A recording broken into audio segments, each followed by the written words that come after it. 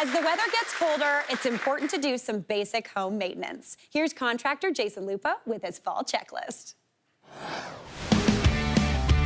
All right, fall is here, which means our jackets are on and our bathing suits are away. Here I'm going to talk about my top 5 tips to get your house ready for the winter months. Let's dive right in. So with HVAC, it tends to slip people's minds all the time. So a good way to remember is whenever you switch from heat to cool or from cool to heat, it's a good time to swap out your furnace filter. If you pull it out, you can see right here it gives you a size. Make sure you buy the correct size to put it back in. We're going to slide this one right out and look at the difference between the two. That's from about 6 months of cooling the home over the summer months. When installing the new one, follow the arrow that points towards your furnace and then slide it right back in. Grab your old filter, throw it right into your handy garbage bag because it is dirty. And now onto the humidifier pad. First thing we're going to do is we're going to switch this tab from summer to winter. What this does is allow more moisture to get inside the house and keep it more humid during the heating months. Next, we're going to check on the humidifier evaporating pad. So if your house is equipped with a full house humidifier, you want to change that evaporation pad every 6 months to a year. That pad tends to deteriorate over time and needs to be replaced. Pop this one out, put the new one back in, put it all back together. All done, on to the next step. Next, we're talking hose bibs. A lot of times people forget about this, but it's super important. You don't want to burst frozen pipe in the winter. We've already shut off inside, so now we're going to take apart the hose and open the valve. Now let's hit inside. Now most people stop outside, but I gotta show you what you need to do inside. You need to drain the system. Close the valve here, open the valve outside, and open up the drain nut. If you leave this little bit of residual water inside the hose bib, this could still freeze over time and create a burst. When you do turn that hose bib back on in the summertime, that's when you would see that leak and have a bigger issue.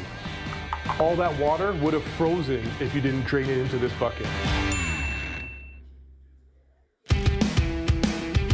Next up, we're talking about eaves trough and downspouts. We got to make sure that these are clean and free of debris so that there's no clogs and water backups. Let's see what we've got going up there now. We're going to clear out all that debris and make sure that all the water can flow right through, out and away from your house. So we've taken care of the top of the eaves trough, but let's look at the bottom. As you can see, this outlet is damaged, broken, and not doing a good job of keeping the water away. Let's swap it right out.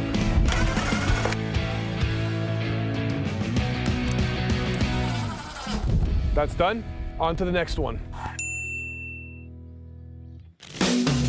Next up is windows and doors. Now the windows and doors have the least amount of R value in all the walls in your house. We want to make sure that they're sealed up as best as possible to prevent massive amounts of heat loss. We want to check the door sweep to ensure all the fins are still there. And we want to make sure the gasket around the door is 100% intact. They're very easy to pop out, cut new ones, and put right back in to give you a nice tight seal.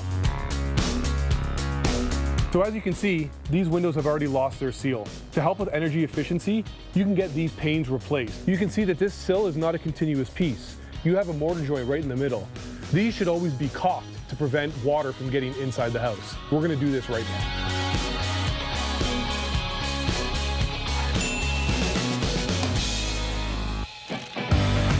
And now we're talking about the roof, more specifically the shingles. Now I never recommend anybody to tackle any roof repairs themselves.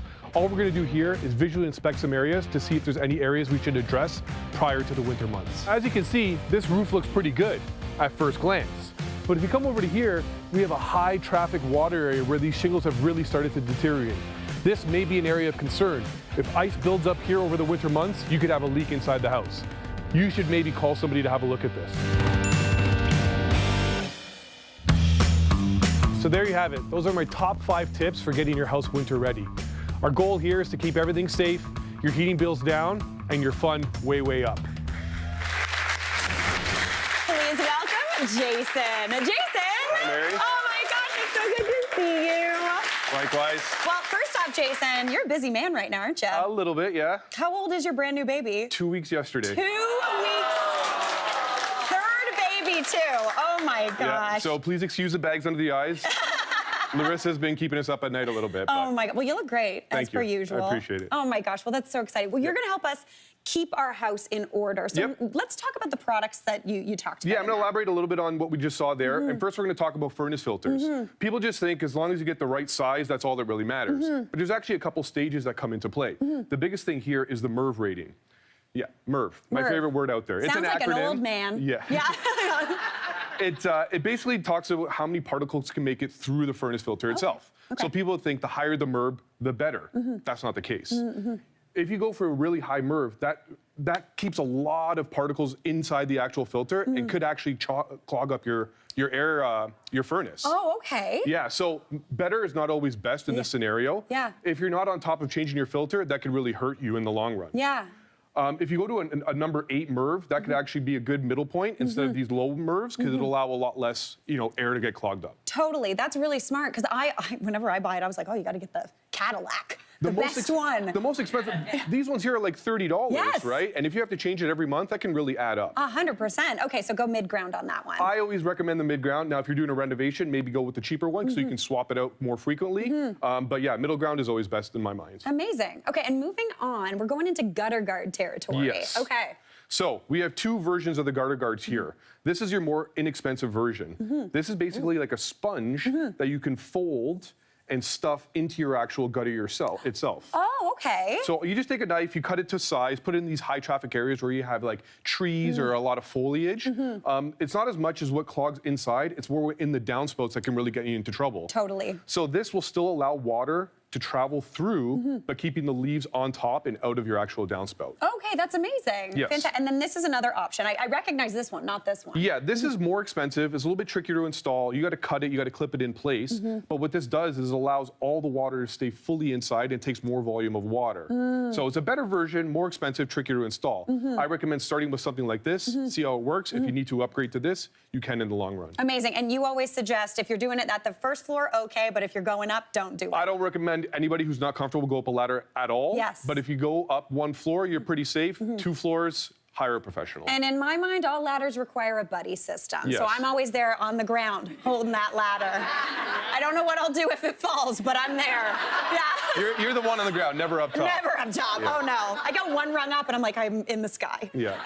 All right, now we're going into hose bib territory. Yes. Okay.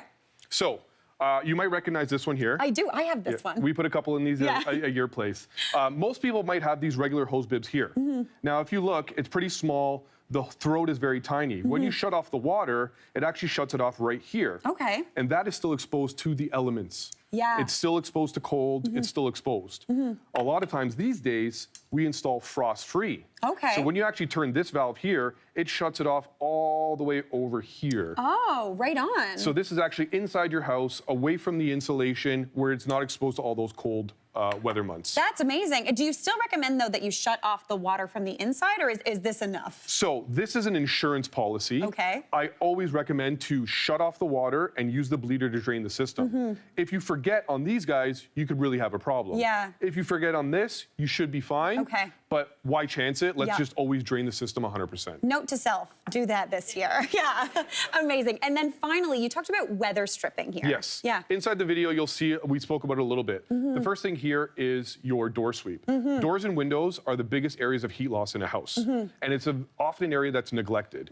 So if you get down on your hands and knees, you can inspect the bottom of the door sweep. And you have these fins right here on the bottom. Now, these are malleable. So when you open and close the door, they mold to the sill at the bottom. But over time, with the cold, with the heat, they get brittle and they start to break off. And they create massive gaps. Yeah. And you basically have air coming right inside your house. Yeah. So it's very easy to pick these up at your regular big box store, cut them down to size, pop the old one off, slip a new one on. Cool. Might be a little tight for the first couple times until you start really working that door. Yeah. And then you're golden. See, that's amazing. And I love that you can do it and it's just a couple screws. This is very DIY safe. Yeah. Anybody, even Mary, can take care of it. Even me.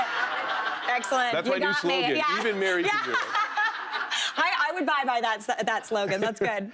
All right, and then here we've got, this is weather stripping, right? This is exactly weather stripping. Yeah. So if you saw in our video, that house is equipped with a a rubber weather stripping. Yeah. And over time, once again, it gets brittle with the cold and the hot, and it starts to deteriorate. This is actually a sponge, Oh, cool. very malleable, and will hold up long term to those winter months. It's very easy. The old one just slides right out. Oh. You cut this one with scissors, with snips, a knife, anything, slide it right back in. Open and close that door, make sure you have no gaps. A tip I use a flashlight outside your door, shine it in all those areas, have someone on the inside. If you see any light coming through, you see that you have areas where wind can come through. That's a great tip, Jason. All of these have been fantastic. Thank you I so tried. much. No problem. You nailed it, man. Yeah. Thanks, Jason. Hey, Mary here. What did you think? Drop your comments below and don't forget to like and subscribe for more of the good stuff.